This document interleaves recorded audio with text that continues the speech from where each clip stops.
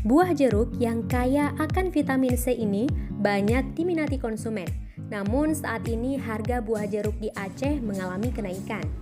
Keterangan tersebut disampaikan oleh pengelola toko RD Buah di Lambaru Aceh Besar, yang merupakan pusat grosir buah termurah.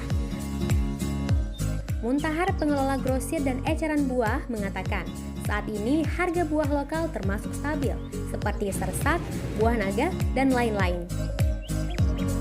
Namun khusus harga buah jeruk melonjak karena faktor tidak musim panen. Pengelola toko RD Buah di Lambaru menambahkan, harga jeruk untuk grosir tergantung dengan ukuran buah, mulai Rp12.000 hingga Rp20.000 per kilogram. Sebelumnya, harga grosir untuk jeruk mulai Rp10.000 hingga Rp14.000 per kilogram.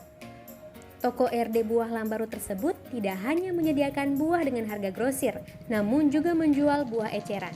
Harga jeruk eceran saat ini, kata Muntahar, Rp15.000 hingga Rp30.000. Sebelumnya, harga buah jeruk eceran mulai Rp12.000 hingga Rp20.000-an. Tidak hanya harga jeruk yang melonjak, untuk buah impor seperti pir, apel Fuji, anggur, dan buah lainnya juga mengalami kenaikan hingga 10%.